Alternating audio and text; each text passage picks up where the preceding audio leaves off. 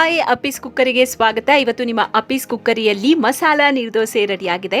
ಮಸಾಲೆ ನೀರ್ದೋಸೆನ ನೀರ್ದೋಸೆ ನೋಡಿದ್ದೀವಿ, ಮಸಾಲೆ ನೀರ್ದೋಸೆ ಅದು ಹೇಗೆ ಮಾಡುವುದು ಅಂತ ನಾನಿವತ್ತು ತಿಳಿಸ್ಕೊಡ್ತೀನಿ. ಅದಕ್ಕೆ ಬೇಕಾಗಿರುವಂತಹ ಇಂಗ್ರೀಡಿಯೆಂಟ್ಸ್ ಸ್ವಲ್ಪನೇ ಏನು ಬೇಕು ನೋಡೋಣ. ಹಾಗಾದರೆ ಈರುಳ್ಳಿ ಅರ್ಧ, ಅದನ್ನು ಚಿಕ್ಕದಾಗಿ ಹೆಚ್ಕೋಬೇಕು. ಆಮೇಲೆ ಅರ್ಧ ಕ್ಯಾರೆಟ್ ತೊಗೊಂಡಿದ್ದೀನಿ, ಅದನ್ನು ತುರ್ಕೊಂಡಿದ್ದೀನಿ. ಅರ್ಧ ಟೊಮ್ಯಾಟೊ ತಗೊಂಡಿದ್ದೀನಿ. 3 ಕೆಂಪು ಮೆಣಸು, 8ರಿಂದ 10 ಕಾಳು ಮೆಣಸು, ಜೊತೆಗೆ ಜೀರಿಗೆ ಸ್ವಲ್ಪ, ಕರಿಬೇವು ಬೇಕಾಗುತ್ತೆ, ಕೊತ್ತಂಬರಿ ಸೊಪ್ಪು ಸ್ವಲ್ಪ, ಚಿಕ್ಕದೊಂದು ಪೀಸು ಶುಂಠಿ ತಗೊಂಡಿದ್ದೇನೆ.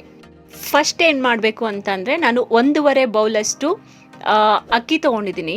ಅದನ್ನು ಫಸ್ಟಿಗೆ ನೀರಲ್ಲಿ ಹಾಕಿ ನೆನೆಸಿಡಬೇಕು ಸ್ವಲ್ಪ ಹೊತ್ತು. ಒಂದು 10ರಿಂದ 15 ನಿಮಿಷ ನೆನೆಸಿಟ್ರು ಸಾಕು. ಅಕ್ಕಿನ ನೀಟಾಗಿ ತೊಳ್ಕೊಂಡು ಅಕ್ಕಿನ ನೆನೆಸಿಡಬೇಕು. ಅಕ್ಕಿನ ನೀಟಾಗಿ ರುಬ್ಕೊಬೇಕಾಗುತ್ತೆ, ಸಣ್ಣ ರುಬ್ಕೋಬೇಕು. ಅಕ್ಕಿ ರುಬ್ಕೋಬೇಕಾದ್ರೆ ಅದಕ್ಕೆ ನಾವು ಟೊಮೆಟೊ ಅರ್ಧ ಏನಿತ್ತಲ್ವ ಹೆಚ್ಚಿಟ್ಕೊಂಡಿದ್ನಲ್ಲ ಅದನ್ನು ಹಾಕ್ತಾ ಇದ್ದೀನಿ. ಅದನ್ನು ನೀಟಾಗಿ ರುಬ್ಕೊಂಡು ಒಂದು ಪಾತ್ರೆಗೆ ಹಾಕ್ಕೋಬೇಕು. ಹಿಟ್ಟಿದೆಯಲ್ಲ, ಹಿಟ್ಟನ್ನ ಯಾವ ಹದಕ್ಕೆ ಬೇಕೋ ಆ ಹದಕ್ಕೆ ರೆಡಿ ಮಾಡ್ಕೋಬೇಕು. ನೀರ್ದೋಸೆ ಮಾಡಬೇಕಾದ್ರೆ ಯಾವ ಹದದಲ್ಲಿ ನಾವು ನೀರ್ದೋಸೆ ಮಾಡ್ಕೋತೀವಿ ಅದೇ ಹದ ಇದ್ರೆ ಸಾಕು. ನೀರಾಗಬೇಕಾಗತ್ತೆ, ಇಷ್ಟು ಹದ ಇರಬೇಕು ಹಿಟ್ಟು. 3 ಕೆಂಪು ಮೆಣಸು ತೊಗೊಂಡಿದ್ನಲ್ಲ ಅದನ್ನು ಸಪ್ರೇಟಾಗಿ ನೀಟಾಗಿ ಜಜ್ಕೋಬೇಕು, ಚಿಕ್ಕದಾಗಿ ಜಜ್ಕೋಬೇಕು.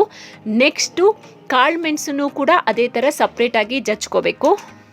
ನೆಕ್ಸ್ಟು ಅದಕ್ಕೆ ಉಪ್ಪು ರುಚಿಗೆ ಎಷ್ಟು ಬೇಕೋ ಅಷ್ಟು ಉಪ್ಪು ಹಾಕ್ಕೋಬೇಕು. ನೆಕ್ಸ್ಟ್ ಈರುಳ್ಳಿ ಹೆಚ್ಚಿಟ್ಕೊಂಡಿದ್ದನ್ನು ಹಿಟ್ಟಿಗೆ ಹಾಕ್ಕೋಬೇಕು. ನೆಕ್ಸ್ಟ್ ಕ್ಯಾರೆಟ್ ತುರಿನೂ ಅದಕ್ಕೆ ಹಿಟ್ಟಿಗೆ ಹಾಕ್ಕೋಬೇಕು. ಇದು ಪೆಪ್ಪರ್ ಪೌಡ್ರ್ ಮಾಡಿ ಇಟ್ಕೊಂಡಿದ್ವಲ್ಲ ಕಾಳು ಮೆಣಸನ್ನ, ಆ ಪುಡಿನೂ ಕೂಡ ಅದಕ್ಕೆ ಹಾಕ್ಕೋಬೇಕು. ಜೀರಿಗೆ ಹಾಕ್ಕೊಳ್ತಾ ಇದ್ದೀನಿ. ಜೊತೆಗೆ 3 ಕೆಂಪು ಮೆಣಸನ್ನ ಜಜ್ಜಿ ಪುಡಿ ಮಾಡಿ ಇಟ್ಕೊಂಡಿದ್ನಲ್ಲ ಅದನ್ನು ಕೂಡ ಹಿಟ್ಟಿಗೆ ಹಾಕಬೇಕು. ಶುಂಠಿ, ಕರಿಬೇವು ಹಾಕಿದ್ದೀನಿ, ಅದನ್ನು ಕೂಡ ಚಿಕ್ಕದಾಗಿ ಹೆಚ್ಕೋಬೇಕಾಗತ್ತೆ. ಕೊತ್ತಂಬರಿ ಸೊಪ್ಪು ಕೂಡ ತುಂಬ ಚಿಕ್ಕದಾಗಿ ಹೆಚ್ಕೋಬೇಕಾಗತ್ತೆ. ಇಷ್ಟೂ ಕೂಡ ನಾವು ಹಿಟ್ಟಿಗೆ ಹಾಗೆ ಡೈರೆಕ್ಟಾಗಿ ಹಾಕ್ಕೊಡೋದು, ರುಬ್ಬಿ ಎಲ್ಲ ಡೈರೆಕ್ಟಾಗಿ ಹಾಕ್ಕೊಳೋದು. ನೆಕ್ಸ್ಟ್ ಈ ಹದ ಬರಬೇಕಾಗತ್ತೆ. ಮತ್ತು ತವ ತೊಗೊಂಡು, ತವಕ್ಕೆ ಬೇಕಾದರೆ ಸ್ವಲ್ಪ ಎಣ್ಣೆ ಹಾಕ್ಕೊಳ್ಳಿ. ನಾನ್ ಸ್ಟಿಕ್ ತವ ತೊಗೊಂಡಿದ್ದೀನಿ ನಾನು. ತಗೊಂಡು ನೀರ್ದೋಸೆ ಹೆಂಗೆ ಮಾಡ್ತೀವಲ್ಲ ಅದೇ ಥರ ನೀರ್ದೋಸೆನ ಹೊಯ್ತಾ ಹೋಗಬೇಕು.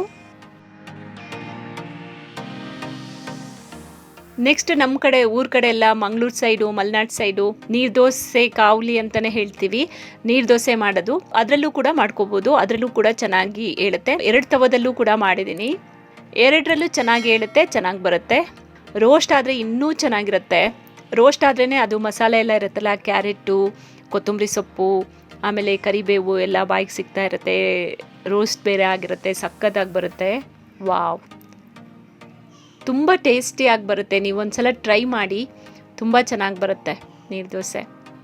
ಅದಕ್ಕೆ ಗಟ್ಟಿ ಚಟ್ನಿ ಇದ್ದರೆ ಅಂತೂ ಸೂಪರ್ ಆಗಿರುತ್ತೆ. ಚಟ್ನಿನೂ ಬೇಕು ಅಂತಿಲ್ಲ, ಅದು ಮಸಾಲೆ ಇರೋದ್ರಿಂದ ಅದೇ ಅಷ್ಟು ತುಂಬ ಚೆಂದ ಟೇಸ್ಟ್ ಕೊಡುತ್ತೆ. ಬೆಳಗ್ಗೆ ಎದ್ದು ಏನು ಮಾಡೋದು, ಬರೀ ನೀರ್ದೋಸೆಲೇ ಏನಾದರೂ ಡಿಫ್ರೆಂಟಾಗಿ ಮಾಡೋಣ ಅಂತ ಹೇಳಿದಾಗ ಈ ರೀತಿಯಾಗಿ ಕ್ಯಾರೆಟು ತರಕಾರಿ ಮಕ್ಕಳಿಗೂ ತುಂಬ ಇಷ್ಟ ಆಗುತ್ತೆ. ಇನ್ ಕೇಸ್ ಮಕ್ಕಳಿಗೆ ಕೊಡ್ತೀರಾ ಖಾರ ಜಾಸ್ತಿ ಬೇಡ ಅಂತ ಹೇಳಿದರೆ ಮೆಣಸನ್ನ ಕಡಿಮೆ ಹಾಕ್ಕೊಳ್ಳಿ, ಇಲ್ಲಾಂದರೆ ಸಪ್ರೇಟಾಗಿ ಮಕ್ಕಳಿಗೆ ಹಿಟ್ಟನ್ನು ತೆಗೆದಿಟ್ಕೊಳ್ಳಿ, ನಿಮಗೆ ಸಪ್ರೇಟಾಗಿ ಖಾರನ ಹಾಕ್ಕೊಳ್ಳಿ, ಆಗ ಇನ್ನೂ ಚೆನ್ನಾಗಿರುತ್ತೆ. ಮಕ್ಕಳಿಗೆ ಖಾರ ಇಷ್ಟಪಡಲ್ಲ ಅಂದರೆ ಮಕ್ಕಳಿಗೆ ಸಪ್ರೇಟಾಗಿ ಮಾಡ್ಕೋಬೋದು, ನಮಗೂ ಕೂಡ ಸಪ್ರೇಟಾಗಿ ಮಾಡ್ಬೋದು. ತುಂಬ ಟೇಸ್ಟಿಯಾಗಿ ಬರುತ್ತೆ, ಹೆಲ್ದಿಗೂ ಕೂಡ ತುಂಬ ಒಳ್ಳೆಯದು. ಯಾಕೆ ಅಂತಂದರೆ ಇದರಲ್ಲಿ ಕ್ಯಾರೆಟ್ ಎಲ್ಲ ಹಾಕಿರ್ತೀವಿ, ತುಂಬ ಒಳ್ಳೆಯದು.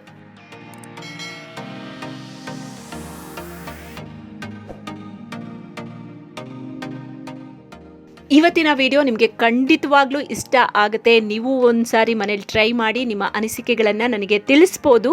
ನೀವಿನ್ನೂ ಸಬ್ಸ್ಕ್ರೈಬ್ ಆಗಿಲ್ಲ ಅಂದರೆ ಈ ಕೂಡಲೇ ಸಬ್ಸ್ಕ್ರೈಬ್ ಆಗಿ ಆದಷ್ಟು ನಮ್ಮ ವಿಡಿಯೋಗಳನ್ನು ಶೇರ್ ಮಾಡಿ. Thank you so much. ನಮಸ್ಕಾರ.